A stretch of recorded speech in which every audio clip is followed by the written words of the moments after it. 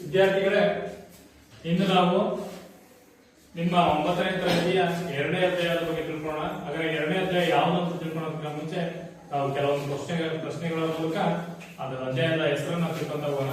ಹಾಗಾದ್ರೆ ಈಗ ನನ್ನ ಬಳಿ ಒಂದು ಪೆನ್ ಇದೆ. ಈ ಪೆನ್ ಎಲ್ಲ ತಾಂತಿರಲ್ಲ ನೀವು. ಒಂದು ಪೆನ್ ಎಷ್ಟು ರೂಪಾಯಿ ಕೊಡ್ತಾ ಅಂತೀರಿ? ಒಂದು ಪೆನ್ನು 5 ರೂಪಾಯಿ ಇರ್ತದೆ, ಕೆಲವೊಂದು ಪೆನ್ನು 10 ರೂಪಾಯಿ ಇರ್ತದೆ, ಸರಿನಾ? ಈಗ ನಿಖಿಲ್ ಎನ್ನುವ ಒಬ್ಬ ಹುಡುಗನ್ ತೆಗೆದು ಇಲ್ಲಿದಂತ ನಿಖಿಲ್ ಒಂದು 5 ರೂಪಾಯಿ ಕೊಟ್ಟು ಒಂದು ಪೆನ್ ತಗೊಂಡ. ಯಾರು? ನಿಖಿಲ್. ಒಂದು ಪೆನ್ನಿನ ಬೆಲೆ ಎಷ್ಟು? 5 ರೂಪಾಯಿ. ಒಂದು ಪೆನ್ನಿನ ಬೆಲೆ ಎಷ್ಟು ರೂಪಾಯಿ? 5 ರೂಪಾಯಿ. ಹಾಗಾದ್ರೆ ಇಂತ 20 ಪೆನ್ನುಗಳನ್ನ ತಗೊಳಕ್ಕೆ, ಒಂದು ಪೆನ್ನಿನ ಬೆಲೆ 5 ರೂಪಾಯಿ ಆದ್ರೆ ಇಂತ 20 ಪೆನ್ನುಗಳನ್ನ ನಾವು ತಗೋಬೇಕು. ಹಾಗಾದ್ರೆ ಎಷ್ಟು ರೂಪಾಯಿ ಆಗುತ್ತೆ ಅಮೌಂಟ್? ಒಂದು ಪೆನ್ನಿಗೆ 5 ರೂಪಾಯಿ ಆದ್ರೆ 20 ಪೆನ್ನಿಗೆ ಎಷ್ಟಾಗುತ್ತೆ? ಎಷ್ಟಾಗುತ್ತೆ? ಹೇಳಿ ಯಾರು? 40 ರೂಪಾಯಿ 100. ಗುಡ್. 20 ಇಂಟು 5 ಗುಣಾಕಾರ ಮಾಡಿದ್ರೆ ಎಷ್ಟು ಬರುತ್ತೆ? 100 ಬರ್ತದೆ ಅಂತ. ಒಂದು ಪೆನ್ನಿಗೆ 5 ರೂಪಾಯಿ ಆದ್ರೆ ಅಂತ 20 ಪೆನ್ನುಗಳ ಬೆಲೆ ಎಷ್ಟು? 100 ಆಗುತ್ತೆ ಅಲ್ವಾ? ನೆಕ್ಸ್ಟ್ ಅದೇ ರೀತಿ ಇನ್ನೊಂದು, ಈಗ ನಮ್ಮ ಬಳಿ ಒಂದು 10 ಚಾಕ್ಲೇಟ್ ಇದಾವೆ. ಎಷ್ಟು ಚಾಕ್ಲೇಟ್? 10 ಚಾಕ್ಲೇಟ್. ಆ 10 ಚಾಕ್ಲೇಟ್ ಗೆ ಎಷ್ಟು ಚಾಕ್ಲೇಟ್ ಗಳನ್ನ ಸೇರಿಸಿದ್ರೆ ನಮ್ಮ ಬಳಿ 20 ಚಾಕ್ಲೇಟ್ ಆಗ್ತವೆ? ಇನ್ನ ಎಷ್ಟು ಸೇರಿಸಬೇಕು? 10 ಚಾಕ್ಲೇಟ್. ಈಗ ಫಸ್ಟ್ ನಮ್ಮ ಹತ್ರ ಎಷ್ಟು ಚಾಕ್ಲೇಟ್ ಇದ್ವು? 10 ಚಾಕ್ಲೇಟ್ ಇದ್ವು, ಆಯ್ತಾ? ಅದಕ್ಕೆ ಎಷ್ಟನ್ನ ಸೇರಿಸಿದ್ರೆ 20 ಆಗ್ತದೆ? 20 ಚಾಕ್ಲೇಟ್ ಆಗ್ತವೆ. ಇನ್ನು ಎಷ್ಟು ಸೇರಿಸಬೇಕು? 10 ಚಾಕ್ಲೇಟ್ ಸೇರಿಸಬೇಕು, ಸರಿನಾ? ಹಾಗಾದ್ರೆ ಇಲ್ಲೆಲ್ಲ ನಾವು ಏನು ಪೆನ್ನಿನ ಬೆಲೆ ಕಂಡಿದ್ವಿ, ಅದೇ ರೀತಿ ಚಾಕ್ಲೇಟ್ ಎಷ್ಟು ಬೇಕು ಅಂತ ನಮಗೆ ಗೊತ್ತು. ಹಾಗಾದ್ರೆ ಇಲ್ಲಿ ಬಳಸಿರುವಂತ ನಾವು ಮೂಲ ಕಲ್ಪನೆಗಳನ್ನ ನಾವು ಗಣಿತದಲ್ಲಿ ಕಾಣಿಸ್ತೀವಿ. ಆ ಮೂಲ ಕಲ್ಪನೆಗಳು ಎಲ್ಲಿ ಬರ್ತವೆ ಅಂದ್ರೆ ಇಂದಿನ ನಾವು ತರಗತಿಯಲ್ಲಿ ಅಭ್ಯಾಸ ಮಾಡಿದ್ವಿ, ಬೀಜೋಕ್ತಿಗಳು ಮತ್ತೆ ನಿತ್ಯ ಸಮೀಕರಣಗಳು ಚಾಪ್ಟರ್ ಅಲ್ಲಿ ಇವೆಲ್ಲ ಮೂಲ ಕಲ್ಪನೆಗಳನ್ನ ನಾವು ತಿಳ್ಕೊಂಡಿದ್ವಿ, ಸರಿನಾ? ಹಾಗಾದ್ರೆ ಆ ಬೀಜೋಕ್ತಿಗಳು ಮತ್ತೆ ಆ ನಿತ್ಯ ಸಮೀಕರಣದಲ್ಲಿ ಯಾವ್ಯಾವ ಕಲ್ಪನೆಗಳು ಬರ್ತವೆ, ಆ ಬೀಜೋಕ್ತಿಗಳ ಅರ್ಥ ಬರ್ತದೆ, ಸರಿನಾ? ನೆಕ್ಸ್ಟ್ ಬೀಜೋಕ್ತಿಗಳ ಸಂಕಲನ ಮತ್ತು ವ್ಯವಕಲನ ಬರುತ್ತೆ. ಅದಕ್ಕಿಂತ ಮುಂಚೆ ಸ್ಥಿರಾಂಕ ಅಂದ್ರೆ ಏನು, ಚರಾಕ್ಷರ ಅಂದ್ರೆ ಏನು, ಇವೆಲ್ಲ ಕಲ್ಪನೆಗಳನ್ನ ನಾವು ಕಾಣಬಹುದು. ಯಾವ್ದ್ರಲ್ಲಿ? ಬೀಜೋಕ್ತಿಗಳು ಮತ್ತೆ ನಿತ್ಯ ಸಮೀಕರಣಗಳ ಚಾಪ್ಟರ್ ಅಲ್ಲಿ, ಇಂದಿನ ಚಾಪ್ಟರ್ ಅಲ್ಲಿ, ಇಂದಿನ ತರಗತಿಯಲ್ಲಿ ಕಲ್ತಿರ್ತಿಲ್ಲ ಅವು ಸ್ಥಿರಾಂಕ ಮತ್ತೆ ಚರಾಕ್ಷರಗಳ ಅರ್ಥ ಆಗಿರ್ಬೋದು. ನೆಕ್ಸ್ಟ್ ಬೀಜೋಕ್ತಿಗಳು, ಅವುಗಳ ಸಂಕಲನ, ಬೀಜೋಕ್ತಿಗಳ ಸಂಕಲನ ಆಗಿರ್ಬೋದು, ಬೀಜೋಕ್ತಿಗಳ ವ್ಯವಕಲನ ಆಗಿರ್ಬೋದು, ಇವನ್ನು ಕೂಡ ಇಂದಿನ ತರಗತಿಯಲ್ಲಿ ತಿಳ್ಕೊಂಡಿದ್ವಿ. ಮತ್ತೆ ಕೆಲವೊಂದು ನಿತ್ಯ ಸಮೀಕರಣಗಳ ಬಗ್ಗೆ ತಿಳ್ಕೊಂಡಿದ್ವಿ, ಕೆಲವೊಂದು ನಿತ್ಯ ಸಮೀಕರಣ. ಹಾಗಾದ್ರೆ ಇವೆಲ್ಲ ಸಮೀಕರಣ, ಇವೆಲ್ಲ ಮೂಲ ಕಲ್ಪನೆಗಳು ಗೊತ್ತಾಗ್ತದೆ. ನಾವೀಗ ಅದರ ಮುಂದುವರೆದ ಭಾಗವನ್ನು ನಾವು ತಿಳಿತಾ ಹೋಗೋಣ. ಹಾಗಾದ್ರೆ ಬೀಜೋಕ್ತಿಗಳನ್ನು ಉಪಯೋಗಿಸ್ಕೊಂಡು ಒಂದು ಪದೋಕ್ತಿಯನ್ನ ರೆಡಿ ಮಾಡ್ತೀವಿ. ಆ ಪದೋಕ್ತಿ ಯಾವುದು ಅಂದ್ರೆ ಬಹುಪದೋಕ್ತಿಗಳು. ಯಾವುದು? ಬಹುಪದೋಕ್ತಿಗಳು. ಹಾಗಾದ್ರೆ ಇಂದು ನಾವು 2ನೇ ಅಧ್ಯಾಯ ಯಾವುದು? ಬಹುಪದೋಕ್ತಿಗಳ ಬಗ್ಗೆ ತಿಳಿತಾ ಹೋಗೋಣ. ಅಧ್ಯಾಯ 2 ಯಾವುದು? ಬಹುಪದೋಕ್ತಿ. ಬಹುಪದೋಕ್ತಿ ಅಂದ್ರೆ ಏನು, ಅದರಲ್ಲಿ ಯಾವ ವಿಧಗಳು ಬರ್ತವೆ, ಅದರ ಬಗ್ಗೆ ಇಂದಿನ ಅಧ್ಯಾಯದಲ್ಲಿ ತಿಳಿತಾ ಹೋಗೋಣ. ಅಧ್ಯಾಯ 2 ಬಹುಪದೋಕ್ತಿಗಳು. ಬಹುಪದೋಕ್ತಿಗಳು, ಸರಿನಾ? ಹಾಗಾದ್ರೆ ಮೊದಲನೇದಾಗಿ ಬಹುಪದ ಬೀಜೋಕ್ತಿಯ ಅರ್ಥವನ್ನು ತಿಳಿಯೋಣ. ಬೀಜೋಕ್ತಿಯ ಅರ್ಥ, ಅದಾದ್ಮೇಲೆ ಬಹುಪದೋಕ್ತಿ ಅಂದ್ರೆ ಏನು ಅವನ್ನ ತಿಳಿತಾ ಹೋಗೋಣ. ಅದ್ರ ಏನ್ ಬೀಜೋಕ್ತಿ ಅಂದ್ರೆ ಯಾರು ಹೇಳ್ತಾರೆ ನೋಡೋಣ. ಬೀಜೋಕ್ತಿ ಅಂದ್ರೆ ನೋಡಿ, ಸ್ಥಿರ ಸಂಖ್ಯೆ ಮತ್ತು ಚರಪದಗಳು, ಸ್ಥಿರ ಸಂಖ್ಯೆ ಮತ್ತು ಚರಪದಗಳು ಗಣಿತದ ಮೂಲ ಕ್ರಿಯೆಗಳಾದ plus, minus, into, divide by ಈ ಚಿಹ್ನೆಗಳಿಂದ ಸಂಯೋಗಗೊಂಡಿದ್ದರೆ, ಸರಿನಾ? ಸ್ಥಿರ ಸಂಖ್ಯೆ ಮತ್ತೆ ಚರಪದಗಳು ಅಂದ್ರೆ ಚರಾಕ್ಷರಗಳು ಮತ್ತೆ ಸ್ಥಿರಾಂಕಗಳು plus, minus, divide by, into ಈ ಚಿಹ್ನೆಗಳಿಂದ ಸಂಯೋಗಗೊಂಡಿದ್ದರೆ ಅದನ್ನು ನಾವು ಏನಂತ ಕರಿತೀವಿ? ಬೀಜೋಕ್ತಿಗಳು ಅಂತ ಕರಿತೀವಿ. ಅದಕ್ಕೆ ಎಕ್ಸಾಂಪಲ್ ನೋಡೋದಾದ್ರೆ ಬೀಜೋಕ್ತಿಗಳಿಗೆ, ಬೀಜೋಕ್ತಿಗಳು, ಸರಿನಾ? ಇದಕ್ಕೆ ಉದಾಹರಣೆ ಒಂದು ಎಕ್ಸ್ ಸ್ಕ್ವೇರ್. ಯಾವುದು? ಎಕ್ಸ್ ಸ್ಕ್ವೇರ್ ಒಂದು ಬೀಜೋಕ್ತಿ, ಸರಿನಾ? ಇಲ್ಲಿ ಎಕ್ಸ್ ಅನ್ನೋದೇನು? ಚರಾಕ್ಷರ. ಇಲ್ಲಿ ಏನಿಲ್ಲ ಅಂದ್ರೆ ಒಂದಿರ್ತದೆ, ಅದೊಂದು ಸ್ಥಿರಾಂಕ ಅಂತ ಕರಿತೀವಿ. ಎಕ್ಸ್ ಸ್ಕ್ವೇರ್ ಒಂದು ಚರಾಂಶ ಅಥವಾ 7x², ಇದು ಒಂದು ಕೂಡ ಏನೋ ಒಂದು ಬೀಜೋಕ್ತಿ. ಅದೇ ರೀತಿ ಇನ್ನೊಂದು ಬೀಜೋಕ್ತಿಯನ್ನು ಬರೀತೀರಾ? ಬರ್ಬ ಸಿಕ್ಕಿಲ್ಲ.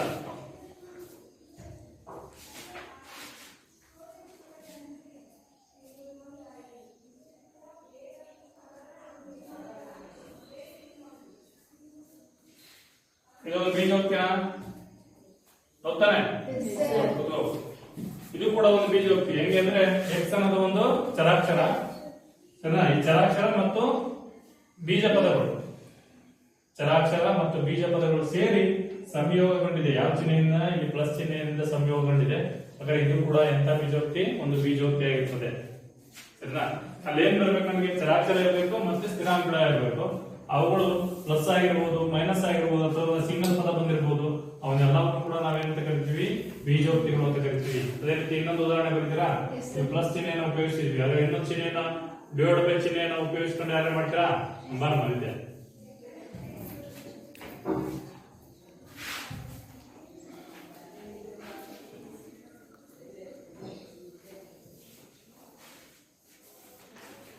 ಗುಡ್, ಸರಿ ಆಯ್ತಾ? ಇದು ಕೂಡ ಒಂದು ಬೀಜೋಕ್ತಿ.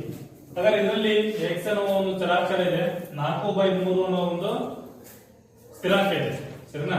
ಹಾಗಾದ್ರೆ ಇದು ಕೂಡ ಒಂದು ಬೀಜೋಕ್ತಿ. ಇದರಲ್ಲಿ ಡಿವೈಡ್ ಬೈ ಚಿಹ್ನೆಯಿಂದ ಸಂಯೋಗಗೊಂಡಿದೆ. ಚರಾಕ್ಷರ ಮತ್ತು ಬೀಜ ಪದಗಳು ಯಾರಿಂದ ಸಂಯೋಗಗೊಂಡಿದ್ದಾವೆ? ಎಕ್ಸ್ ನಿಂದ. ಸ್ಥಿರ ಪದ ಮತ್ತು ಚರಾಕ್ಷರಗಳು ಇಲ್ಲಿ ಡಿವೈಡ್ ಬೈ ಚಿಹ್ನೆಯಿಂದ ಸಂಯೋಗಗೊಂಡಿದ್ದಾವೆ, ಇಲ್ಲಿ ಪ್ಲಸ್ ಚಿಹ್ನೆಯಿಂದ ಸಂಯೋಗಗೊಂಡಿದ್ದಾವೆ. ಇವನ್ನೆಲ್ಲವೂ ಕೂಡ ನಾವೇನಂತ ಕರಿತೀವಿ? ಒಟ್ಟಾಗಿ ಬೀಜೋಕ್ತಿಗಳು ಅಂತ ಕರಿತೀವಿ. ಬೀಜೋಕ್ತಿಗಳು. ಹಾಗಾದ್ರೆ ನೆಕ್ಸ್ಟ್ ಬರುವಂತದ್ದು ಬಹುಪದೋಕ್ತಿಗಳು. ನಾವು ಈಗ ಬೇಕಾಗಿರೋದು ಪ್ರಮುಖವಾಗಿ ಈ ಚಾಪ್ಟರ್ ಅಲ್ಲಿ ಬೇಕಾಗಿರೋದೇನು? ಬಹುಪದೋಕ್ತಿಗಳು ಅಂದ್ರೆ. ಹಾಗಾದ್ರೆ ಏನು ಬಹುಪದೋಕ್ತಿಗಳು ಅಂದ್ರೆ? ಬಹುಪದೋಕ್ತಿಗಳು ನೋಡಿ, ಬಹುಪದೋಕ್ತಿಗಳು ಅಂದ್ರೆ ಒಂದು ಬೀಜೋಕ್ತಿಯು, ಅಲ್ಲೇನು ಬೀಜೋಕ್ತಿ ಅಂದ್ರೆ ಏನಂತ ಗೊತ್ತಾಗ್ತಿ ಈಗ? ಆ ಒಂದು ಬೀಜೋಕ್ತಿಯು ಅದರಲ್ಲಿರುವಂತಹ ಚರಾಕ್ಷರದ ಗಾತ್ರ ಪೂರ್ಣ ಸಂಖ್ಯೆಯನ್ನು ಹೊಂದಿದ್ರೆ, ನಮಗೆ ಪೂರ್ಣ ಸಂಖ್ಯೆಗಳು ಗೊತ್ತಿದಾವೆ. ಯಾವ್ಯಾವು? 0, 1, 2, 3 ಇತ್ಯಾದಿ. ಇವೆಲ್ಲವನ್ನ ಏನಂತ ಕರಿತೀವಿ? ಪೂರ್ಣ ಸಂಖ್ಯೆಗಳು. ಹಾಗಾದ್ರೆ ಕೊಟ್ಟಿರುವಂತಹ ಅಥವಾ ಇರುವಂತಹ ಬೀಜೋಕ್ತಿಯಲ್ಲಿ ಚರಾಕ್ಷರದ ಗಾತ್ರ ಎಂತ ಸಂಖ್ಯೆಗಳನ್ನ ಹೊಂದಿರಬೇಕು? ಪೂರ್ಣ ಸಂಖ್ಯೆಗಳನ್ನ ಮಾತ್ರ ಹೊಂದಿದ್ರೆ ಅಂತ ಬೀಜೋಕ್ತಿಗೆ ನಾವು ಏನಂತ ಕರಿತೀವಿ? ಬಹುಪದೋಕ್ತಿ ಅಂತ ಕರಿತೀವಿ. ಹಾಗಾಗಿ ಏನ್ ಮಾಡ್ತೀವಲ್ಲ, 2x + 3 ಇದು ಕೂಡ ಒಂದು ಬಹುಪದೋಕ್ತಿಗೆ ಉದಾಹರಣೆ. ಚರಾಕ್ಷರದ ಗಾತ್ರ ಏನಾಗಿರ್ಬೇಕು? ನಮಗೆ ಪ್ಲಸ್ ಚಿಹ್ನೆಯನ್ನು ಹೊಂದಿರಬೇಕು, ಅಲ್ಲಿ ಮೈನಸ್ ಬರಂಗಿಲ್ಲ ಅಂತ ಗೊತ್ತಾಗ್ತೈತಲ್ಲ? ಅದರ ಪ್ಲಸ್ ಚಿಹ್ನೆಯನ್ನು ಹೊಂದಿರುವಂತಹ ಪೂರ್ಣ ಸಂಖ್ಯೆಗಳು ಯಾವ ಬರ್ಬೋದು, ಅವೆಲ್ಲವನ್ನು ಕೂಡ ನಾವು ಬಹುಪದೋಕ್ತಿಗಳು ಅಂತ ಕರಿತೀವಿ, ಸರಿನಾ? 2x + 3 ಬರ್ತೀವಿ. ಅದೇ ರೀತಿ ಮೈನಸ್ ಚಿಹ್ನೆಯಲ್ಲಿ ಬರೆಯೋದಾದ್ರೆ 4x - 7 ಇದು ಕೂಡ ಒಂದು ಬಹುಪದೋಕ್ತಿ. ಬಹುಪದೋಕ್ತಿಯಲ್ಲಿ ಬೇರೆ ಬೇರೆ ವಿಧ ಇದೆ. ಇದನ್ನು ನಾವು ಬರೆದಿರುವಂತದ್ದು ಒಂದು ಚರಾಕ್ಷರ ಉಳ್ಳ ರೇಖಾತ್ಮಕ ಬಹುಪದೋಕ್ತಿ, ಸರಿನಾ? ಅದರಲ್ಲಿ x² ಬರ್ಬೋದು, ಅದು ಕೂಡ ಒಂದು ಬಹುಪದೋಕ್ತಿ. ಈಗ 4x² + 3 ಇದು ಕೂಡ ಒಂದು ಬಹುಪದೋಕ್ತಿ. ಇಲ್ಲಿ ಚರಾಕ್ಷರದ ಗಾತ್ರ 1 ಇದೆ, ಇಲ್ಲಿ 2 ಇದೆ ಅಷ್ಟೇ. ನಮಗೆ ಪ್ಲಸ್ ಬಂದ್ರೆ ಸಾಕು. x ನ ಗಾತ್ರ ಇಲ್ಲಿ 1 ಬಂದ್ರೆ ಇಲ್ಲಿ 2, x ನ ಗಾತ್ರ ಇಲ್ಲಿ ಕೂಡ ಪ್ಲಸ್ ಇದೆ, ಇಲ್ಲಿ ಕೂಡ ಪ್ಲಸ್ ಇದೆ, ಇಲ್ಲಿ 1 ಇದೆ, ಇಲ್ಲಿ 2 ಇದೆ ಅಷ್ಟೇ. ಪ್ಲಸ್ ಸಂಖ್ಯೆಯನ್ನು ಹೊಂದಿರುವಂತ, ಪ್ಲಸ್ ಚಿಹ್ನೆಯನ್ನು ಹೊಂದಿರುವಂತ ಆ ಪೂರ್ಣ ಸಂಖ್ಯೆಗಳು ಗಾತ್ರದಲ್ಲಿ ಬಂದ್ರೆ ಅದನ್ನು ನಾವು ಏನಂತ ಕರಿತೀವಿ? ಬಹುಪದೋಕ್ತಿ ಅಂತ ಕರಿತೀವಿ. ಏನಂತ ಕರಿತೀವಿ? ಬಹುಪದೋಕ್ತಿ. ಹಾಗಾದ್ರೆ ನೆಕ್ಸ್ಟ್ ಈಗ ಆ ಬಹುಪದೋಕ್ತಿಯ ವಿಧಗಳನ್ನ ನೋಡ್ತಾ ಹೋಗೋಣ. ಬಹುಪದೋಕ್ತಿಯಲ್ಲಿ ಯಾವ್ಯಾವ ವಿಧಗಳು ಬರ್ತವೆ ಅಂತ. ಬಹುಪದೋಕ್ತಿಯ ವಿಧಗಳು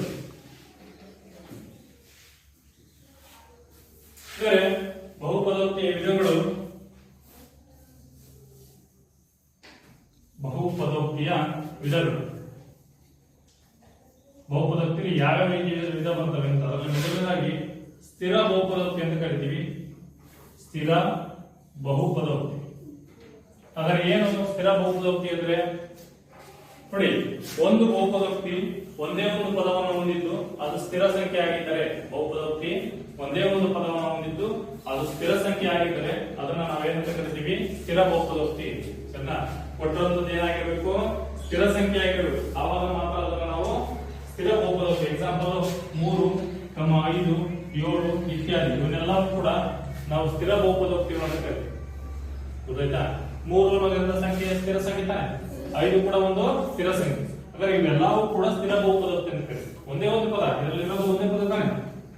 ಆ ಇರುವಂತ ಪದ ಏನಾಗಿದೆ, ಸ್ಥಿರ ಸಂಖ್ಯೆ ಆಗಿದೆ, ಆದ್ರಿಂದ ಸ್ಥಿರ ಬಹುಪದೋಕ್ತಿ ಅಂತ. ಸರ್ ಇದು ಎಕ್ಸ್ ಪದ ಇಲ್ಲಲ್ಲ ಮತ್ತೆ ಹೆಂಗ್ ಬಹುಪದೋಕ್ತಿ ಅಂದ್ರೆ, ಈ ಮೂರನ್ನು ನಾವು 3 ಇಂಟು ಎಕ್ಸ್ ನ ಘಾತ 0 ಅಂತ ಬರೀಬಹುದು. ಗೊತ್ತಾಯ್ತಂದ್ರ ಎಕ್ಸ್ ನ ಘಾತ 0 ಅಂದ್ರೆ ಬೆಲೆ 1 ಅಂತ, 3 ಇಂಟು 1 ಆನ್ಸರ್ 3 ಬರುತ್ತೆ.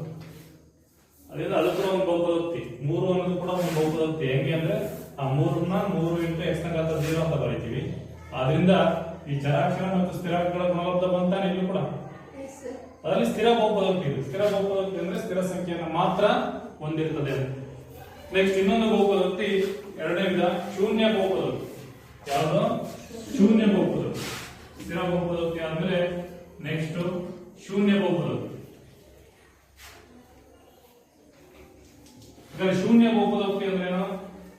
ಇರುವಂತ ಬಹುಪದೋಕ್ತಿಯಲ್ಲಿ ಕೊಟ್ಟಿರುವಂತ ಬಹುಪದೋಕ್ತಿ 0 ಆಗಿದ್ದರೆ, ಹಾಗಾದ್ರೆ ಆ ಸ್ಥಿರ ಬಹುಪದೋಕ್ತಿಯಲ್ಲಿ ಅಥವಾ ಕೊಟ್ಟಿರುವ ಬಹುಪದೋಕ್ತಿ ಏನಾಗಿರ್ಬೇಕು? 0 ಆಗಿರ್ಬೇಕು. 0ನ್ನ ನಾವು ಶೂನ್ಯ ಬಹುಪದೋಕ್ತಿ ಅಂತ ಕರೀತೀವಿ. ಶೂನ್ಯ ಅಂದ್ರೆ ಹೆಸರೇ ಇದೆ. ಶೂನ್ಯ ಅಂದ್ರೆ ಏನು? 0. 0ನ್ನ ನಾವು ಎಂತ ಬಹುಪದೋಕ್ತಿ ಅಂತ ಕರಿತೀವಿ? ಶೂನ್ಯ ಬಹುಪದೋಕ್ತಿ. ಸರಿನಾ? ನೆಕ್ಸ್ಟ್ ಇದಾದ್ಮೇಲೆ ಏಕಪದೋಕ್ತಿ ಅಂತ ಬರುತ್ತೆ. ಶೂನ್ಯ ಪದೋಕ್ತಿ ಆದ್ಮೇಲೆ ನೆಕ್ಸ್ಟ್ ಯಾವುದು? ಏಕಪದೋಕ್ತಿ. ಹಾಗಾದ್ರೆ ಏಕಪದೋಕ್ತಿ ಅಂದ್ರೆ ಏನು? ಒಂದೇ ಒಂದು ಪದವನ್ನು ಹೊಂದಿರುವಂತದ್ದು ಏಕಪದೋಕ್ತಿ. ನೆಕ್ಸ್ಟ್ ಬರುವಂತದ್ದು ಯಾವುದು? ಏಕಪದೋಕ್ತಿ. ಹಾಗಾದ್ರೆ ಏಕಪದೋಕ್ತಿ ಅಂದ್ರೆ ಏನು? ಒಂದೇ ಒಂದು ಪದವನ್ನು ಹೊಂದಿರುವಂತ ಬಹುಪದೋಕ್ತಿ. ಒಂದೇ ಒಂದು ಪದವನ್ನು ಹೊಂದಿರುವಂತ ಬಹುಪದೋಕ್ತಿ. ಅದಕ್ಕೆ ಎಕ್ಸಾಂಪಲ್ 2x 5x². ಅದೇ ರೀತಿ ಇನ್ನೊಂದು ಎಕ್ಸಾಂಪಲ್ ಎಷ್ಟು ಬೇಕಾದ್ರೂ ಬರೀಬಹುದು. ಯಾರೇ ಬರೀತಾರೆ ನಮ್ಮನ್ನ? ಇನ್ನೊಂದು ಎಕ್ಸಾಂಪಲ್ ಯಾರೇ ಬರೀತೀರಾ?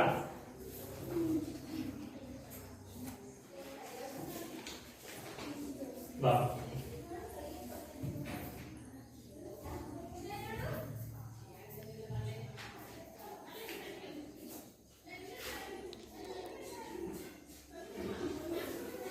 ಖಂಡಿತ ಗುಡ್. -5x². ಇದು ಕೂಡ ಒಂದು ಏಕಪದೋಕ್ತಿ. ಇದು ಕೂಡ ಒಂದೇ ಪದ, ಎರಡು ಪದ ಅಲ್ಲ, ಅಲ್ಲಿ ಒಂದೇ ಪದ. ಇಡೀ ಪದವನ್ನ ಒಂದು ಅಂತ ಕರಿತೀವಿ. ನಡುವೆ ಪ್ಲಸ್ ಅಥವಾ ಮೈನಸ್ ಬಂತು ಅಂದ್ರೆ ಮಾತ್ರ ಎರಡು ಪದ ಆಗಿರ್ತದೆ. ನಡುವೆ ಏನಿಲ್ಲ ಅಂದ್ರೆ ಇಂಟು ಇರ್ತದೆ. ಇಂಟು ಬಂದ್ರೆ ಅಥವಾ ಈ ತರ ಬಂದ್ರೆ 2/x ಈ ತರ ಬಂದ್ರೆ ಇವೆರಡೂ ಕೂಡ, ಇದು ಒಂದೇ ಪದೋಕ್ತಿ, ಇದು ಕೂಡ ಏಕಪದೋಕ್ತಿ. ನಡುವೆ ಡಿವೈಡ್ ಬೈ ಇಂಟು ಬಂದ್ರೆ ಒಂದೇ ಪದ ಅಂತ ಕರಿತೀವಿ. ಅಕಸ್ಮಾತ್ ನಡುವೆ ಈ ತರ ಬಂದ್ರೆ 2+x ಬಂದ್ರೆ ಇದು ಏಕಪದೋಕ್ತಿ ಅಲ್ಲ, ಇಲ್ಲಿ ಎರಡು ಪದಗಳಾಗುತ್ತೆ. ಗೊತ್ತಾಯ್ತಾ? ಏಕಪದೋಕ್ತಿ ಇವು ಮಾತ್ರ ಉದಾಹರಣೆಗಳು, ಇದು ಬರಲ್ಲ ಅಂತ.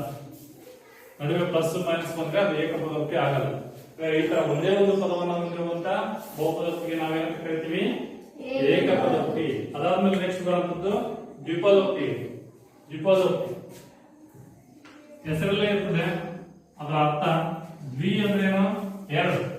ಎರಡು ಪದಗಳನ್ನ ಹೊಂದಿರುವಂತ ಒಂದು ಬಹುಪದೋಕ್ತಿ. ಎರಡು ಪದಗಳನ್ನ ಹೊಂದಿರುವಂತ ಬಹುಪದೋಕ್ತಿಗೆ ಎಕ್ಸಾಂಪಲ್ x+2. ಎರಡು ಪದಗಳಿರ್ತಾನೆ, ಎರಡು ಪದಗಳಿದ್ದಾವ. ಅದೇ ರೀತಿ x/2 -3 ಅಲ್ವಾ? ಇದು ಕೂಡ ಒಂದು ದ್ವಿಪದೋಕ್ತಿ, ಎರಡು ಪದಗಳನ್ನ ಹೊಂದಿರೋದು. ಗೊತ್ತಾಯ್ತಲ್ರ? ಎರಡು ಪದಗಳನ್ನ ಹೊಂದಿರುವಂತ ಬಹುಪದೋಕ್ತಿಗೆ ನಾವೇನಂತ ಕರಿತೀವಿ? ದ್ವಿಪದೋಕ್ತಿ. ನೆಕ್ಸ್ಟ್ ಇದಾದ್ಮೇಲೆ ಬರುವಂತದ್ದು ತ್ರಿಪದೋಕ್ತಿ. ತ್ರಿಪದೋಕ್ತಿ ಅಂದ್ರೆ ಏನು? ಮೂರು ಪದಗಳನ್ನ ಹೊಂದಿರೋದು. ಎಷ್ಟು ಪದಗಳನ್ನ? ಮೂರು ಪದ. ತ್ರಿಪದೋಕ್ತಿ ಇದರಲ್ಲಿ ಮೂರು ಪದಗಳನ್ನು ಹೊಂದಿರುವಂತ ಬಹುಪದೋಕ್ತಿ. ಹಾಗಾದ್ರೆ ಯಾವ ಬಹುಪದೋಕ್ತಿ ಮೂರು ಪದಗಳನ್ನ ಹೊಂದಿರ್ತದೋ ಅದನ್ನು ನಾವೇನಂತ ಕರಿತೀವಿ? ತ್ರಿಪದೋಕ್ತಿ ಅಂತ ಕರಿತೀವಿ. ಅದಕ್ಕೆ ಉದಾಹರಣೆ x² + x - 4. ಇಲ್ಲಿ ಎಷ್ಟು ಪದಗಳಿದಾವೆ? ಮೂರು ಪದಗಳು. x² ಅನ್ನುವ ಪದ, x ಪದ, 4 ಅನ್ನುವ ಒಂದು ಪದ.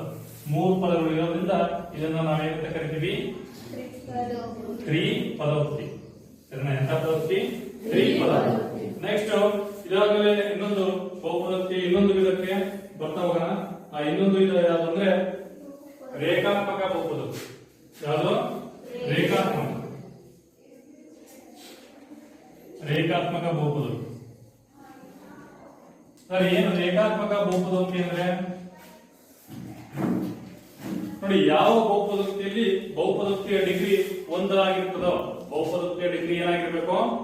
ಒಂದಾಗಿರ್ಬೇಕು. ಯಾವ ಬಹುಪದೋಕ್ತಿಯಲ್ಲಿ ಬಹುಪದೋಕ್ತಿಯ ಡಿಗ್ರಿ 1 ಆಗಿರ್ತದೋ ಅದನ್ನು ನಾವೇನಂತ ಕರಿತೀವಿ? ರೇಖಾತ್ಮಕ. ಹಾಗಾದ್ರೆ ಬಹುಪದೋಕ್ತಿಯ ಡಿಗ್ರಿ ಅಂದ್ರೆ ಏನು? ಫಸ್ಟ್ ಅದು ಬೇಕಾ? ಬಹುಪದೋಕ್ತಿಯ ಡಿಗ್ರಿ ಗೊತ್ತಾದ್ಮೇಲೆ ಆ ರೇಖಾತ್ಮಕ ಬಹುಪದೋಕ್ತಿಯ ವಿಧ ಗೊತ್ತಾಗುತ್ತೆ ನಮಗೆ. ಹಾಗಾದ್ರೆ ಬಹುಪದೋಕ್ತಿಯ ಡಿಗ್ರಿ ಅಂದ್ರೆ ಏನು? ಬಹುಪದೋಕ್ತಿಯ ಡಿಗ್ರಿ. ಹಾಗಾದ್ರೆ ಏನು ಬಹುಪದೋಕ್ತಿಯ ಡಿಗ್ರಿ ಅಂದ್ರೆ? ಯಾವ ಬಹುಪದೋಕ್ತಿ ತನ್ನ ಚರಾಕ್ಷರದ ಗರಿಷ್ಠ ಘಾತವನ್ನು ಹೊಂದಿರುತ್ತದೆ. ಯಾವ ಬಹುಪದೋಕ್ತಿಯಲ್ಲಿ ಇರುವಂತಹ ಚರಾಕ್ಷರದ ಗರಿಷ್ಠ ಘಾತವನ್ನು ನಾವು ಅದರ ಬಹುಪದೋಕ್ತಿಯ ಡಿಗ್ರಿ ಅಂತ ಕರಿತೀವಿ. ಈ ಎಕ್ಸಾಂಪಲ್ 2x + 3 ಅಂತ ಇದೆ. ಈ ಬಹುಪದೋಕ್ತಿಯ ಡಿಗ್ರಿ ಎಷ್ಟು ಅಂದ್ರೆ ಎಷ್ಟು ಅಂತ ಹೇಳಿದ್ರೆ ನಾವು ಚರಾಕ್ಷರದ ಗರಿಷ್ಠ ಘಾತ. ಇದು ಚರಾಕ್ಷರ ಯಾವುದು? ಚರಾಕ್ಷರ ಯಾವ್ದ್ರ? x ತಾನೆ ಚರಾಕ್ಷರ. ಇದರ ಗರಿಷ್ಠ ಘಾತ ಏನಿಲ್ಲ ಅಂದ್ರೆ ಎಷ್ಟಿರ್ತದೆ? 1 ಇರ್ತದೆ. ಹಾಗಾದ್ರೆ ಈ ಬಹುಪದೋಕ್ತಿಯ ಡಿಗ್ರಿ ಎಷ್ಟು ಅಂದ್ರೆ ಎಷ್ಟು ಅಂತ ಹೇಳ್ತೀವಿ? 1. ಅದೇ ರೀತಿ ಇನ್ನೊಂದು ಬಹುಪದೋಕ್ತಿ 4x² - 2x + 4 ಅಂತ ಇದೆ. ಹಾಗಾದ್ರೆ ಈ ಬಹುಪದೋಕ್ತಿಯಲ್ಲಿ ಡಿಗ್ರಿ ಎಷ್ಟು? x ನ ಹೈಯೆಸ್ಟ್ ಘಾತ ಹೇಳ್ಬೇಕು. x ನ ಘಾತ ಯಾವ್ದು ಹೈಯೆಸ್ಟ್ ಇದೆ? ಇಲ್ಲಿ x ನ ಘಾತ ಎಷ್ಟಿದೆ? 1 ಇದೆ, ಇಲ್ಲಿ 2 ಇದೆ. ಹೈಯೆಸ್ಟ್ ಘಾತ ಎಷ್ಟು? 2 ತಾನೆ. ಹಾಗಾದ್ರೆ ಈ ಬಹುಪದೋಕ್ತಿಯ ಡಿಗ್ರಿ ಎಷ್ಟು? 2. ಚರಾಕ್ಷರದ ಗರಿಷ್ಠ ಘಾತವನ್ನ ಆ ಬಹುಪದೋಕ್ತಿಯ ಡಿಗ್ರಿ ಅಂತ ಕರಿತೀವಿ. ಗೊತ್ತಾಯ್ತಲ್ಲ? ಕೊಟ್ಟಿರುವಂತಹ ಬಹುಪದೋಕ್ತಿಯಲ್ಲಿ ಚರಾಕ್ಷರದ ಗರಿಷ್ಠ ಘಾತ ಏನಿರುತ್ತೋ ಅದು ಅದರ ಡಿಗ್ರಿ. ಹಾಗಾದ್ರೆ ಈ ಬಹುಪದೋಕ್ತಿಯ ಡಿಗ್ರಿಗಳ ಆಧಾರದ ಮೇಲೆ 3 ವಿಧಗಳು. ಅದರಲ್ಲಿ ಮೊದಲನೇ ವಿಧ ಯಾವುದು ಅಂದ್ರೆ ರೇಖಾತ್ಮಕ ಬಹುಪದೋಕ್ತಿ.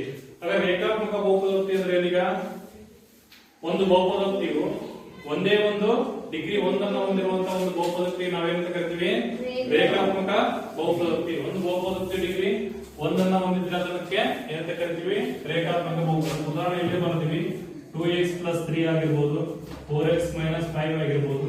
ಇವೆಲ್ಲವೂ ಕೂಡ ಡಿಗ್ರಿ 1 ಅನ್ನು ಹೊಂದಿದಾವೆ. x ನ ಘಾತ ಎಷ್ಟು? 1. ಇಲ್ಲಿ ಕೂಡ ಎಷ್ಟು? 1. ಹಾಗಾದ್ರೆ ಇದರ ಡಿಗ್ರಿ 1, ಇದರ ಡಿಗ್ರಿ ಕೂಡ 1. ಆದ್ರಿಂದ ಇವೆರಡನ್ನೂ ಕೂಡ ಎಂತ ಬಹುಪದೋಕ್ತಿಗಳು ಅಂತ ಕರಿತೀವಿ? ರೇಖಾತ್ಮಕ ಬಹುಪದೋಕ್ತಿಗಳು. ರೇಖೆ ಅದನ್ನ ರೇಖಾತ್ಮಕ ಅಂದ್ರೆ ರೇಖೆ ರೂಪದಲ್ಲಿ ಬರೋದು ಅಂತ. ಅದನ್ನ ಗ್ರಾಫ್ ಅಲ್ಲಿ ಗುರುತು ಮಾಡಿದಾಗ 0 ಗೆ ಕೋಡ್ ಮಾಡ್ಕೊಂಡು ರೇಖೆ ರೂಪದಲ್ಲಿ ನಕ್ಷೆ ಬರುತ್ತೆ. ಅದಕ್ಕೆ ರೇಖಾತ್ಮಕ ಅಂತ ಕರೀತೀವಿ. ನೆಕ್ಸ್ಟ್ ಅದೇ ರೀತಿ ಇನ್ನೊಂದು ಡಿಗ್ರಿಗಳ ಆಧಾರದ ಮೇಲೆ ವಿಧ ಇನ್ನೊಂದು ವರ್ಗ ಬಹುಪದೋಕ್ತಿ. ಏನು? ವರ್ಗ ಬಹುಪದಿ. ಅದರ ವರ್ಗ ಬಹುಪದೋಕ್ತಿ ಅಂದ್ರೆ ಏನು? ವರ್ಗ ಬಹುಪದೋಕ್ತಿ. ರೇಖಾತ್ಮಕ ಆಯ್ತು. ನೆಕ್ಸ್ಟ್ ಈಗ ಯಾವುದು? ವರ್ಗ ಬಹುಪದೋಕ್ತಿ. ವರ್ಗ ಬಹುಪದೋಕ್ತಿ ಅಂದ್ರೆ ಏನು? ಅಲ್ಲೇ ಹೆಸರಲ್ಲೇ ಇದೆ ವರ್ಗ ಅಂದ್ರೆ 2 ಅಂತ ಸ್ಕ್ವೇರ್. ಅಂದ್ರೆ ಯಾವ ಬಹುಪದೋಕ್ತಿ ತನ್ನ ಚರಾಕ್ಷರದ ಘಾತ ಡಿಗ್ರಿ 2 ಅನ್ನು ಹೊಂದಿರ್ತದೋ, ಡಿಗ್ರಿ 2 ಆಗಿರುವ ಒಂದು ಬಹುಪದೋಕ್ತಿಗೆ ನಾವೇನಂತ ಕರಿತೀವಿ? ವರ್ಗ ಬಹುಪದ. ಒಂದು ಬಹುಪದೋಕ್ತಿ ಡಿಗ್ರಿ 2 ಆಗಿದೆ ಅದನ್ನು ನಾವೇನಂತ ಕರಿತೀವಿ? ವರ್ಗ ಬಹುಪದ. ಇಲ್ಲಿ ಎಕ್ಸಾಂಪಲ್ ನಾವು ಬರ್ತೀವಿ 4x² - 2x + 4 ಅಥವಾ 5x² - 3. ಇವೆಲ್ಲವೂ ಕೂಡ ಡಿಗ್ರಿ 2 ಅನ್ನು ಹೊಂದಿರುವಂತಹ ಬಹುಪದೋಕ್ತಿ ಉದಾಹರಣೆ. ಇಲ್ಲಿ x ನ ಘಾತ ಎಷ್ಟಿದೆ? 2 ಇದೆ. ಇಲ್ಲೂ ಕೂಡ ಎಷ್ಟಿದೆ? 2 ಇದೆ. ಸರ್ ಬರೀ x ನ ಬರೀಬೇಕಾ? ನೀವು ಯಾವ್ದಾರ ಚರಾಕ್ಷರ ಬರ್ಕೋಬಹುದು. ಬರೀ x ನ ಬರೀಬೇಕು ಅಂತ ಇಲ್ಲ. ಈಗ ನೋಡಿ 5 7 p² - 4. ಇಲ್ಲಿ ಚರಾಕ್ಷರ ಯಾವುದು? p. ಇದರ ಘಾತ ಎಷ್ಟಿದೆ? 2 ಇದೆ. ಇದು ಕೂಡ ವರ್ಗ ಬಹುಪದೋಕ್ತಿ ಉದಾಹರಣೆ. ಗೊತ್ತಾಯ್ತಲ್ಲ? ಅಲ್ಲಿ x ನ ಬರೀಬೇಕು ಅಂತಲ್ಲ, ಚರಾಕ್ಷರ ನಾವು ಯಾವ ಬರೀಬಹುದು. ನಾವು ರೆಫರೆನ್ಸ್ ಈಸಿಯಾಗಿ ಅರ್ಥ ಆಗಲಿ ಅಂತ ನಾವು x ಮತ್ತೆ y ಕೊಡ್ಕೊಂಡಿರ್ತೀವಿ. ಜಾಸ್ತಿ x ಮತ್ತು y ಯಾಕೆ ಬಳಸ್ತಿದ್ರೆ ನಮ್ಗೆ ಈಸಿಯಾಗಿ ಅರ್ಥ ಆಗಲಿ ಅಂತ. ಗೊತ್ತಾಯ್ತಾ? ನೆಕ್ಸ್ಟ್ ಇದಾದ್ಮೇಲೆ ವರ್ಗ ಬಹುಪದೋಕ್ತಿ ಅಂದ್ರೆ ಇನ್ನೊಂದು ಅದರ ವಿಧ ಡಿಗ್ರಿ ಆಧಾರದ ಮೇಲೆ ಘನ ಬಹುಪದೋಕ್ತಿ. ಇನ್ನೊಂದು ಯಾವುದು? ಘನ ಬಹುಪದೋಕ್ತಿ.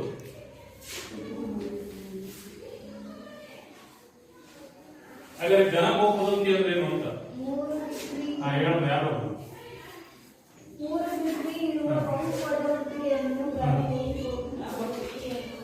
ಅಂದ್ರೆ ಹೆಸರಲ್ಲಿ ಇದೆ ಘನ ಅಂದ್ರೆ ಎಷ್ಟು? 3 ಅಂತ. ಒಂದು ಬಹುಪದೋಕ್ತಿಯ ಡಿಗ್ರಿ 3 ಅನ್ನು ಹೊಂದಿದ್ರೆ, ಬಹುಪದೋಕ್ತಿಯ ಡಿಗ್ರಿ ಎಷ್ಟಾಗಿದ್ರೆ 3 ಆಗಿದ್ರೆ ಅದಕ್ಕೆ ನಾವು ಏನಂತ ಕರಿತೀವಿ? ಘನ ಬಹುಪದೋಕ್ತಿ ಅಂತ ಕರಿತೀವಿ. ಅದಕ್ಕೆ ಎಕ್ಸಾಂಪಲ್ ನಾವು ಬರೆಯೋದಾದ್ರೆ 4x³ + 2x² + 5x - 4. ಇದು ಒಂದು ಘನ ಬಹುಪದೋಕ್ತಿ ಉದಾಹರಣೆ. x ನ ಘಾತ ಎಷ್ಟಿದೆ? ಇಲ್ಲಿ 3 ಇದೆ. ಹೈಯೆಸ್ಟ್ ಘಾತ ನಮಗೆ x ನ ಹೈಯೆಸ್ಟ್ ಘಾತ ಎಷ್ಟಿದೆ? 3 ಇರೋದ್ರಿಂದ ಇದು ಒಂದು ಎಂತ ಬಹುಪದೋಕ್ತಿ ಉದಾಹರಣೆ? ಘನ ಬಹುಪದೋಕ್ತಿ ಉದಾಹರಣೆ. ಗೊತ್ತಾಗ್ತಿದಲ್ಲ? ಹಾಗಾದ್ರೆ ಇದರ ಆದರ್ಶ ರೂಪಗಳನ್ನು ಬೇಕಾದ್ರೆ ನಾವು ಬರ್ಕೋಬಹುದು. ರೇಖಾತ್ಮಕ ರೂಪ ಘನ. ನೋಡಿ, ರೇಖಾತ್ಮಕ ಬಹುಪದೋಕ್ತಿ ಆದರ್ಶ ರೂಪ ಈಗ ಆಲ್ರೆಡಿ ಬರ್ದಾಗೆ ax plus b ಇರುತ್ತೆ. ವರ್ಗ ಬಹುಪದೋಕ್ತಿದು ax square plus bx plus c ರೂಪದಲ್ಲಿರುತ್ತದೆ. ಘನ ಬಹುಪದೋಕ್ತಿದು ax cube plus bx square plus cx plus d ರೂಪದಲ್ಲಿರುತ್ತದೆ. ಇವೆಲ್ಲ ಆದರ್ಶ ರೂಪಗಳು. ಇಲ್ಲಿ a b c ಅಂದ್ರೆ ಏನು? a b c d ಅಂದ್ರೆ ಏನು? ಕೊಟ್ಟಿದ್ದೀವಿ ಸ್ಥಿರಾಂಕಗಳು ಅಂತ ಕರೀತೀವಿ. x ನಾವೇನು ಚರಾಕ್ಷರಗಳು, a b c d ನಾವು ಅವೇನಾಗಿರುತ್ತೆ ವಾಸ್ತವ ಸಂಖ್ಯೆಗಳು, ಅಲ್ಲಿ ಬರುವಂತ ಸ್ಥಿರಾಂಕಗಳು. ಸರಿನಾ? x ಅನ್ನೋದು ಏನಾಗಿರ್ತದೆ? ಚರಾಕ್ಷರ ಆಗಿರ್ತದೆ. ಇವೆಲ್ಲವೂ ಕೂಡ ಅದಕ್ಕೆ ಉದಾಹರಣೆಗಳು. ಅದನ್ನು ನಾವು ಚಾರ್ಟ್ ಮೂಲಕ ಏನು ಇಲ್ಲಿವರೆಗೆ ಕಲ್ತ್ವಲ್ಲ, ಬಹುಪದೋಕ್ತಿ ಅಂದ್ರೆ ಏನು, ಅದರ ವಿಧಗಳು, ಸರಿನಾ, ಅದರ 3 ವಿಧಗಳು, ಮತ್ತೆ ಡಿಗ್ರಿಯ ಆಧಾರದ ಮೇಲೆ 3 ವಿಧಗಳನ್ನ ನಾವಿಲ್ಲಿ ನೋಡ್ತಾ ಹೋಗ್ಬೋದು. ಬಹುಪದೋಕ್ತಿಗಳು, ಸರಿನಾ. ಅದರಲ್ಲಿ ಮೊದಲನೇದಾಗಿ ಬೀಜೋಕ್ತಿಗಳು ಅಂದ್ರೆ ಏನು? ಸರಿನಾ, ಬೀಜೋಕ್ತಿಗಳು ಅಂದ್ರೆ ಏನು? ಬಾರಮಿಲ್ಲ ಓದ್ತಾ ಹೋಗಿ. ಅಲ್ಲೇನಿದೆ ಬೀಜೋಕ್ತಿಗಳು? ಓದು, ಹಂಗೆ ಓದ್ಕೊಂತ ಹೋಗು. ಸ್ಥಿರ ಸಂಖ್ಯೆ ಮತ್ತು ಚರಪದಗಳು ಗಣಿತದ ಮೂಲ 4 ಮೂಲ ಕ್ರಿಯೆಗಳಾದ ಸೂಚಿಸುವ ಸಂಕೇತಗಳಾದ plus, minus, into, divided by ಗಳಿಂದ ಸಂಯೋಜನೆಗೊಂಡಿದ್ದರೆ ಅವುಗಳನ್ನು ಬೀಜೋಕ್ತಿಗಳು ಎನ್ನುವರು. ಅಂದ್ರೆ ಬೀಜೋಕ್ತಿ ಅರ್ಥ ಇದು, ಅದಕ್ಕೆ ಉದಾಹರಣೆ ಕೂಡ ಇದೆ. ನೆಕ್ಸ್ಟ್, ಒಂದು ಚರಾಕ್ಷರವುಳ್ಳ ಬಹುಪದೋಕ್ತಿಗಳು. ಒಂದು ಬೀಜೋಕ್ತಿಯು ಪೂರ್ಣ ಸಂಖ್ಯೆ ಘಾತವನ್ನು ಹೊಂದಿರುವ ಕೇವಲ ಒಂದು ಚರಾಕ್ಷರವನ್ನು ಹೊಂದಿದ್ದರೆ ಅದನ್ನು ಒಂದು ಚರಾಕ್ಷರವುಳ್ಳ ಬಹುಪದೋಕ್ತಿಗಳು ಎನ್ನುವರು. 2x 2 square x square plus 3x plus 1 ಈ ತರ ಉದಾಹರಣೆಗಳು ಯಾವುದಕ್ಕೆ? ಬಹುಪದೋಕ್ತಿ. ನೆಕ್ಸ್ಟ್, ಬಹುಪದೋಕ್ತಿ ವಿಧಗಳು. ಸ್ಥಿರ ಬಹುಪದೋಕ್ತಿ ಒಂದೇ ಪದವನ್ನು ಹೊಂದಿದ್ದು ಅದು ಸ್ಥಿರ ಸಂಖ್ಯೆ ಆಗಿದ್ದರೆ ಅದನ್ನು ಸ್ಥಿರ ಬಹುಪದೋಕ್ತಿ ಎನ್ನುವರು. ಸ್ಥಿರ ಬಹುಪದೋಕ್ತಿ ಅಂದ್ರೆ ಏನು? ಅದಕ್ಕೆ ಉದಾಹರಣೆ. ನೆಕ್ಸ್ಟ್, ಶೂನ್ಯ ಬಹುಪದೋಕ್ತಿ. ಸ್ಥಿರ ಬಹುಪದೋಕ್ತಿಯು 0ಯನ್ನು ಶೂನ್ಯ ಬಹುಪದೋಕ್ತಿ ಎನ್ನುವರು. ಸ್ಥಿರ ಬಹುಪದೋಕ್ತಿ 0ಯನ್ನು ಹೊಂದಿದ್ರೆ ಅದನ್ನ ನಾವು ಶೂನ್ಯ ಬಹುಪದೋಕ್ತಿ ಅಂತ ಕರಿತೀವಿ. ನೆಕ್ಸ್ಟ್, ಏಕಪದೋಕ್ತಿ ಒಂದು ಪದವನ್ನು ಹೊಂದಿರುವ ಬಹುಪದೋಕ್ತಿ. ಒಂದೇ ಒಂದು ಪದವನ್ನು ಹೊಂದಿದ್ರೆ ಅದನ್ನ ಏನಂತ ಕರಿತೀವಿ? ಏಕಪದೋಕ್ತಿ ಅಂತ ಕರಿತೀವಿ. ನೆಕ್ಸ್ಟ್, ಎರಡು ಪದಗಳನ್ನು ಹೊಂದಿರುವ ಬಹುಪದೋಕ್ತಿಗೆ ದ್ವಿಪದೋಕ್ತಿಗಳು ಎನ್ನುವರು. ನೆಕ್ಸ್ಟ್, ತ್ರಿಪದೋಕ್ತಿ. 3 ಪದಗಳನ್ನು ಹೊಂದಿರುವ ಬಹುಪದೋಕ್ತಿಗೆ ತ್ರಿಪದೋಕ್ತಿ ಎನ್ನುವರು. ನೆಕ್ಸ್ಟ್, ಬಹುಪದೋಕ್ತಿಯ ಡಿಗ್ರಿ. ಒಂದು ಬಹುಪದೋಕ್ತಿಯ ಡಿಗ್ರಿಗಳ ಆಧಾರದ ಮೇಲೆ ಡಿಗ್ರಿ 1 ಆಗಿದ್ದರೆ ಅದನ್ನು ರೇಖಾತ್ಮಕ ಬಹುಪದೋಕ್ತಿ ಎನ್ನುವರು. ನೆಕ್ಸ್ಟ್, ಒಂದು ಬಹುಪದೋಕ್ತಿಯ ಡಿಗ್ರಿ 2 ಆಗಿದ್ದರೆ ಅದನ್ನು ವರ್ಗ ಬಹುಪದೋಕ್ತಿ ಎನ್ನುವರು. ಒಂದು ಬಹುಪದೋಕ್ತಿಯ ಡಿಗ್ರಿ 3 ಆಗಿದ್ದರೆ ಅದನ್ನು ಘನ ಬಹುಪದೋಕ್ತಿ ಎನ್ನುವರು. ಈಗ ಈ ಬಹುಪದೋಕ್ತಿ ವಿಧಗಳ ಮತ್ತೆ ಬಹುಪದೋಕ್ತಿ ಅರ್ಥವನ್ನ ತಿಳ್ಕೊಂಡಿದ್ವಿ. ಈಗ ನೆಕ್ಸ್ಟ್ ಇದರ ಆಧಾರದ ಮೇಲೆ ನಮಗೆ ಮೊದಲನೇ ಅಭ್ಯಾಸ ಇದೆ. ಮೊದಲನೇ ಅಭ್ಯಾಸದಲ್ಲಿ ಬಿಡುವಂತ ಲೆಕ್ಕಗಳನ್ನ ಬಿಡಿಸ್ತಾ ಹೋಗೋಣ. ಸರಿನಾ? ಮೊದಲನೇ ಅಭ್ಯಾಸವನ್ನ ಬಿಡಿಸ್ತಾ ಹೋಗೋಣ.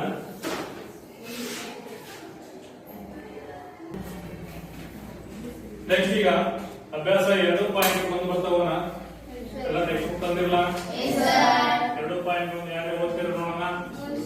ಐಡಮ್, ಈ ಕೆಳಗಿನವುಗಳಲ್ಲಿ ಯಾವುವು ಒಂದು ಚರಾಕ್ಷರವುಳ್ಳ ಬಹುಪದೋಕ್ತಿಗಳಾಗಿವೆ ಮತ್ತು ಯಾವುವು ಅಲ್ಲ? ಕಾರಣ ಸಹಿತ ತಿಳಿಸಿ. Option A 4x square 3x plus 7. ಅಭ್ಯಾಸ 2.1ರಲ್ಲಿ ಮೊದಲನೇ ಕೊಟ್ಟಿರುವಂತವುಗಳಲ್ಲಿ ಕೆಳಗಿನವುಗಳಲ್ಲಿ ಯಾವ ಒಂದು ಚರಾಕ್ಷರವುಳ್ಳ ಬಹುಪದೋಕ್ತಿಗಳಾಗಿವೆ ಮತ್ತು ಯಾವುವು ಅಲ್ಲ. ಸರಿನಾ? ಯಾವ ಬಹುಪದೋಕ್ತಿಗಳು ಆಗಿವೆ, ಯಾವ ಆಗಿಲ್ಲ ಅಂತ ನಾವು ಕಾರಣ ಸಹಿತ ತಿಳಿಸಬೇಕು. ಅದರಲ್ಲಿ ಮೊದಲನೇ ಆಪ್ಷನ್ ನೋಡೋಣ. ಮೊದಲನೇ ಮೇನಲ್ಲಿ ಮೊದಲನೇ ಆಪ್ಷನ್ ಏನಿದೆ ಅಲ್ಲಿ? 4x square minus 3x plus 7 ಇರ್ತಾನೆ. ಇದು ಬಹುಪದೋಕ್ತಿ ಆಗಿದೆ ಇಲ್ವಾ? ಇದು ಬಹುಪದೋಕ್ತಿ ಆಗಿದೆಯಲ್ಲೋ ಆಗಿದೆ. ಯಾಕಾಗಿದೆ ಅಂದ್ರೆ ಚರಾಕ್ಷರ ಘಾತ, ಚರಾಕ್ಷರ ಯಾವ್ದಿದಾಗೆ ಎಕ್ಸ್ ತಾನೆ. ಇಡೀ ಬಹುಪದೋಕ್ತಿಯಲ್ಲಿ ಚರಾಕ್ಷರ ಒಂದೇ ಕೊಟ್ಟಿರೋದು ಯಾವ್ದು ಎಕ್ಸ್. ಇದರ ಘಾತ ಇಲ್ಲಿ ಎರಡಿದೆ, ಇಲ್ಲೊಂದಿದೆ. ಹಾಗಾದ್ರೆ ಬಂದಿರುವಂತಹ ಘಾತಗಳು ಪೂರ್ಣ ಸಂಖ್ಯೆಗಳಿದಾವೆ. ಘಾತಗಳು ಪೂರ್ಣ ಸಂಖ್ಯೆ ಇದ್ರೆ ಇದನ್ನ ಏನಂತ ಕರಿತೀವಿ? ಬಹುಪದೋಕ್ತಿ ಅಂತ ಕರಿತೀವಿ. ಯಾಕೆ ಬಹುಪದೋಕ್ತಿ ಅಂತ ಕರಿತೀವಿ ಅಂತ ಗೊತ್ತಾಗಲ್ಲ. ಘಾತಗಳು ಪೂರ್ಣ ಸಂಖ್ಯೆ ಬಂದಿದಾವೆ ಅಂತ. ಅದೇ ರೀತಿ ಉಳಿದಂತ ಆಪ್ಷನ್ ಕೂಡ ಬಹುಪದೋಕ್ತಿ ಆಗಿದವೋ ಅಥವಾ ಇಲ್ವೋ ಅಂತ ಕಾರಣ ಸಹಿತ ತಿಳಿಸಬೇಕೀಗ. ಈಗ ಎರಡನೇದು ಏನಿದೆ? y square plus root 2. ಇದು ಬಹುಪದೋಕ್ತಿ ಆಗಿದೆಯೋ ಇಲ್ಲೋ? ಆಗಿದ್ರಪ್ಪ ಯಾವ್ದು ಘಾತ? ವೈನ ಘಾತ. ಎರಡು ಬಂದಿರೋದ್ರಿಂದ ಅದೇನಾಗಿದೆ? ಬಹುಪದೋಕ್ತಿ ಆಗಿದೆ. ಇಲ್ಲಿ y ಸ್ಕ್ವೇರ್ ಪ್ಲಸ್ ರೂಟ್ 2 ಸರಿನಾ? ಇಲ್ಲಿ ಕೂಡ ಇದು ಕೂಡ ಒಂದು ಬಹುಪದೋಕ್ತಿ. ಯಾಕೆ ಇದು ಬಹುಪದೋಕ್ತಿ ಅಂದ್ರೆ ಈ ಕೊಟ್ಟಿರುವಂತ ಚರಾಕ್ಷರ ಯಾವ್ದು? ಈಗ y ನ ಘಾತ ಏನಿದೆ? 2 ಇದೆ. ಎಂತ 2? ಪ್ಲಸ್ 2. ಪ್ಲಸ್ ಚಿಹ್ನೆಯನ್ನು ಹೊಂದಿರೋದ್ರಿಂದ ಅಥವಾ ಇಲ್ಲಿ ಪೂರ್ಣ ಸಂಖ್ಯೆ ಬಂದಿರೋದ್ರಿಂದ ಇದು ಕೂಡ ಒಂದು ಬಹುಪದೋಕ್ತಿ ಅಲ್ವಾ? ನೆಕ್ಸ್ಟ್ ಈಗ ಮೂರನೇ ಆಪ್ಷನ್. ಅದೇ ರೀತಿ ಮೂರನೇ ಆಪ್ಷನ್ ಏನಿದೆ? 3 root t plus t root 2. 3 root t plus t root 2 ಇದು ಬಹುಪದೋಕ್ತಿ ಆಗಿದೆಯೋ ಇಲ್ಲೋ? ಯಾರು ಹೇಳ್ತೀರಿ? ಹೇಳ. ಯಾಕೆ? ಏಕೆಂದ್ರೆ ಚರಾಕ್ಷರ ಘಾತವು ಪೂರ್ಣ ಸಂಖ್ಯೆಯಾಗಿಲ್ಲ. ಚರಾಕ್ಷರ ಘಾತ ಪೂರ್ಣ ಸಂಖ್ಯೆ ಆಗಿಲ್ಲ. ಇಲ್ಲಿ ಚರಾಕ್ಷರ ಯಾವುದು? ಚರಾಕ್ಷರ ಯಾವುದು? ಟಿ ನ ಘಾತ ಏನು ಬಂದಿದೆ? ರೂಟ್ ಬಂದಿದೆ. ರೂಟ್ ಅಂದ್ರೆ ಅರ್ಥ ಏನು? 3 ಟಿ ನ ಘಾತ 1/2 ಅಂತ. ರೂಟ್ 2 ಈ ತರ ಬರ್ಕೋಬಹುದು. Plus t root 2. ಇಲ್ಲಿ ಎರಡರಲ್ಲೂ ಇರುವಂತದ್ದು ಚರಾಕ್ಷರ ಟಿ. ಬಟ್ ಟಿ ನ ಘಾತ ಇಲ್ಲಿ ಏನ್ ಬಂದ್ಬಿಟ್ಟಿದೆ?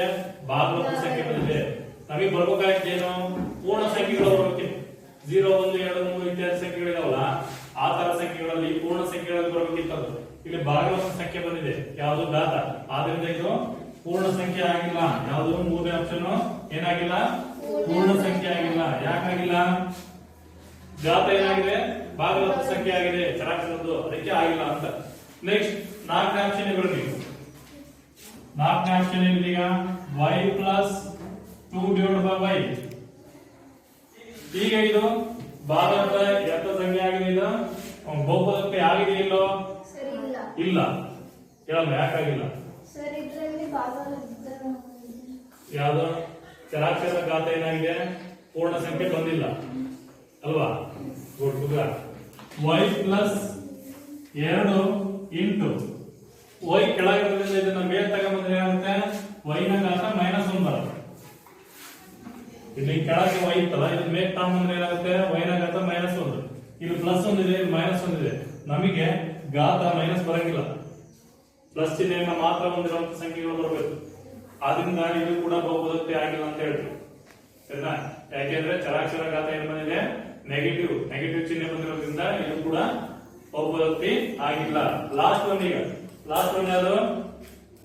x ನ ಘಾತ 10 ಪ್ಲಸ್ y ಪ್ಲಸ್ ಟಿ ನ ಘಾತ 50. ಇದು ಬಹುಪದೋಕ್ತಿ ಆಗಿದೆ ಇಲ್ಲೋ? ಇದು ಬಹುಪದೋಕ್ತಿ ಆಗಿದೆ. ಆದ್ರೆ ಒಂದು ಚರಾಕ್ಷರವುಳ್ಳ ಬಹುಪದೋಕ್ತಿ ಅಲ್ಲ. ಇದು 3 ಚರಾಕ್ಷರವುಳ್ಳ ಬಹುಪದೋಕ್ತಿ. x ಅನ್ನೋ ಒಂದು ಚರಾಕ್ಷರ ಇದೆ, y ಅನ್ನೋ ಒಂದು ಚರಾಕ್ಷರ ಇದೆ, t ಅನ್ನೋ ಒಂದು ಚರಾಕ್ಷರ ಇದೆ. 3 ಚರಾಕ್ಷರ ಇದೆ, ಬಟ್ ಬಹುಪದೋಕ್ತಿ ಇದು. 3 ಚರಾಕ್ಷರವುಳ್ಳ ಬಹುಪದೋಕ್ತಿ ಇದು. ಒಂದು ಚರಾಕ್ಷರವುಳ್ಳ ಬಹುಪದೋಕ್ತಿ ಅಲ್ಲ. ಗೊತ್ತಾಯ್ತಾ? ಈ ತರ ನಾವು ಕೊಟ್ಟಿರುವಂತ ಬಹುಪದೋಕ್ತಿ ಅದು ಬಹುಪದೋಕ್ತಿನೋ ಅಥವಾ ಇಲ್ಲೋ ಅಂತ ನಾವು ಅದರ ಘಾತವನ್ನು ನೋಡಿ, ಚರಾಕ್ಷರದ ಘಾತವನ್ನು ನೋಡಿ ನಾವು ಏನ್ ಮಾಡಬಹುದು? ಕಂಡುಹಿಡಿಬಹುದು. ಗೊತ್ತಾಗಿಲ್ಲ? ನೆಕ್ಸ್ಟ್ ಈಗ ಎರಡನೇ ಮೇನ್ ಯಾರು? ಎರಡನೇ ಮೇನು ಹೌದು. ಈ ಕೆಳಗಿನ ಪ್ರತಿಯೊಂದರಲ್ಲೂ x³ ನ ಸಹಗುಣಕಗಳನ್ನು ಬರೆಯಿರಿ. x² ನ ಸಹಗುಣಕವನ್ನ ಬರೆಯಿರಿ. ಮೊದಲನೇ option 2 plus x² plus x. Good. ಉತ್ತರ. ಈ ಕೆಳಗಿನವುಗಳಲ್ಲಿ ಪ್ರತಿಯೊಂದರಲ್ಲಿ x² ನ ಸಹಗುಣಕ ಬರೆಯೋದು. x² ಸಹಗುಣಕ ಅಂದ್ರೆ x² ಪಕ್ಕ ಇರುವಂತಹ ಸ್ಥಿರಾಂಕಗಳನ್ನ ಬರೆಯಬೇಕು. x² ಪಕ್ಕ ಯಾವ ಪದ ಬರುತ್ತೆ ಅಂತ. ಸರಿನಾ? x² ಪಕ್ಕ ಯಾವ ಪದ ಇದೆ ಅದನ್ನ ನಾವು ಸಹಗುಣಕ ಅಂತ ಕರಿತೀವಿ. ಇದು ಕೂಡ ಬಹಳ ಈಸಿ ಇದೆ. ಒಂದು ಲೆಕ್ಕ ನೋಡಿದ್ರೆ ಗೊತ್ತಾಗುತ್ತೆ ನಿಮಗೆ. ಎರಡನೇ ಮೇನಲ್ಲಿ ಮೊದಲನೇ ಆಪ್ಷನ್ 2 ಪ್ಲಸ್ ಎಕ್ಸ್ ಸ್ಕ್ವೇರ್ ತಾನೆ, ಮತ್ತೇನಿದೆ plus x, 2 plus x square plus x ಇದೆ ತಾನೆ. ಇಲ್ಲಿ ಎಕ್ಸ್ ಸ್ಕ್ವೇರ್ ನ ಸಾಗುಣಕ ಎಷ್ಟು ಬರುತ್ತೆ ಅಂತ ನೋಡ್ಬೇಕು ನಾವು. ಇಲ್ಲಿ ಎಕ್ಸ್ ಸ್ಕ್ವೇರ್ ಪಕ್ಕ ಏನಿಲ್ಲ ಅಂದ್ರೆ ಎಷ್ಟಿದೆ, ಎಕ್ಸ್ ಸ್ಕ್ವೇರ್ ಪಕ್ಕ ಏನಿಲ್ಲ ಅಂದ್ರೆ ಎಷ್ಟಿದೆ, ಒಂದಿದೆ. ಹಾಗಾದ್ರೆ ಎಕ್ಸ್ ಸ್ಕ್ವೇರ್ ನ ಸಾಗುಣಕ ಎಷ್ಟು ಅಂದ್ರೆ 1 ಅಂತ. ಎಕ್ಸ್ ಸ್ಕ್ವೇರ್ ಪಕ್ಕ ಬರೋದು ಯಾವುದು ಅಂತ ಬರೀಬೇಕು. ಎಕ್ಸ್ ಸ್ಕ್ವೇರ್ ನ ಸಾಗುಣಕ ಈಕ್ವಲ್ ಟು 1. ಎಕ್ಸ್ ಸ್ಕ್ವೇರ್ ಪಕ್ಕ ಏನ್ ಬರುತ್ತೋ ಅದು ಅದರ ಸಾಗುಣಕ. ಅದೇ ರೀತಿ ಎರಡನೇ ಆಪ್ಷನ್ ಏನಿದೆ, 2 minus X square plus x, 2 minus X square plus X cube. ಇದರಲ್ಲಿ ಎಕ್ಸ್ ಸ್ಕ್ವೇರ್ ನ ಸಾಗುಣಕ ನಮಗೆ ಬೇಕಾಗಿರೋ ಎಕ್ಸ್ ಸ್ಕ್ವೇರ್ ನ ಸಾಗುಣಕ ಮಾತ್ರ. ಎಕ್ಸ್ ಸ್ಕ್ವೇರ್ ಪಕ್ಕ ಯಾವ ಪದ ಬರುತ್ತೆ ಅಂತ ಹೇಳಿದ್ವಿ ನಾವು. ಯಾರು ಹೇಳ್ತೀರಿ ಈಗ, ಯಾರು ಹೇಳ್ತೀರಿ ಹೇಳಪ್ಪ ನಿಖಿಲ. ಎಕ್ಸ್ ಸ್ಕ್ವೇರ್ ಪಕ್ಕ ಎಷ್ಟು ಬರುತ್ತೆ, -1. ಇಲ್ಲಿ ಪ್ಲಸ್ 1 ಇತ್ತು, ಯಾಕೆಂದ್ರೆ ಪ್ಲಸ್ ಚಿಹ್ನೆ ಇದೆ. ಇಲ್ಲಿ ಮೈನಸ್ ಇರೋದ್ರಿಂದ ಏನಿಲ್ಲ ಅಂದ್ರೆ 1 ಇರ್ತದೆ, ಚಿಹ್ನೆ -1 ಇರೋದ್ರಿಂದ ಅದರಿಂದ ಇದು ಎಕ್ಸ್ ಸ್ಕ್ವೇರ್ ಸಾಗುಣಕ ಎಷ್ಟು, -1. ಅದೇ ರೀತಿ ಮೂರನೇ ಆಪ್ಷನ್ ಅಲ್ಲಿ ಎಕ್ಸ್ ಸ್ಕ್ವೇರ್ ನ ಸಾಗುಣಕ ಎಷ್ಟು ಬರ್ತದೆ, ಎಕ್ಸ್ ಸ್ಕ್ವೇರ್ ನ ಸಾಗುಣಕ ಎಕ್ಸ್ ಸ್ಕ್ವೇರ್ ಪಕ್ಕ ಇರೋದು ಯಾವುದು, ಮೂರನೇ option 5/2 X square plus X ಅಲ್ವಾ. ನಾಲ್ಕನೇ ಆಪ್ಷನ್ ಏನಿದೆ, √2x ಮೈನಸ್ 1 ಅಲ್ಲ. ಹಾಗಾದ್ರೆ ಈ ಎರಡು ಆಪ್ಷನ್ ಮನೆಗೆ ಮಾಡ್ಕೊಂಡು ಬರ್ತೀರಾ. ಅದೇ ರೀತಿ ಮೂರನೇ ಮೇನು ನಾಲ್ಕನೇ ಮೇನ್ ಕೂಡ ಅಭ್ಯಾಸದಲ್ಲಿ ಉಳಿದಂತ ಮೇನು ಕೂಡ ಮನೆಯಲ್ಲಿ ಪ್ರಯತ್ನ ಮಾಡ್ಕೊಂಡು ಬರ್ರಿ. ಇವೆರಡನ್ನು ಕೂಡ ಆನ್ಸರ್ ಗೊತ್ತಿದೆಯಲ್ಲ ನಿಮಗೆ ಯಾವ ತರ ಬರೀಬೇಕು ಅಂತ. ಎಕ್ಸ್ ಸ್ಕ್ವೇರ್ ನ ಸಾಗುಣಕವನ್ನು ಬರೀಬೇಕು. ಅದೇ ರೀತಿ ಇನ್ನು 3 ಮೇಲ್ಗಳನ್ನ ಕೂಡ ಟ್ರೈ ಮಾಡ್ಕೊಂಡು ಅದಕ್ಕೆ ಉತ್ತರವನ್ನ ಬರ್ಕೊಂಬರಿ. ಗೊತ್ತಾಯ್ತಾ. ಹಾಗಾದ್ರೆ ನಾವು ಇಂದಿನ ತರಗತಿಯಲ್ಲಿ ಏನೇನು ತಿಳ್ಕೊಂಡಿವಿ ಅಂದ್ರೆ ಬಹುಪದೋಕ್ತಿ ಅಂದ್ರೆ ಏನು, ಬಹುಪದೋಕ್ತಿಯ ವಿಧಗಳು, ಮತ್ತೆ ಬಹುಪದೋಕ್ತಿಯ ಡಿಗ್ರಿ ಅಂದ್ರೆ ಏನು, ಅದರ ವಿಧಗಳು, ಅದರ ಆಧಾರದ ಮೇಲೆ ಅಭ್ಯಾಸವನ್ನ ಬಿಡಿಸ್ತಾ ಹೋಗಿ. ಆಯ್ತಾ. ಮುಂದಿನ ತರಗತಿಯಲ್ಲಿ ಇದರ ಮುಂದುವರೆದ ಭಾಗ ಬರುತ್ತೆ, ಸರಿನಾ. ಅದನ್ನು ನೆಕ್ಸ್ಟ್ ಪೀರಿಯಡ್ ಅಲ್ಲಿ ತಿಳಿತಾ ಹೋಗೋಣ.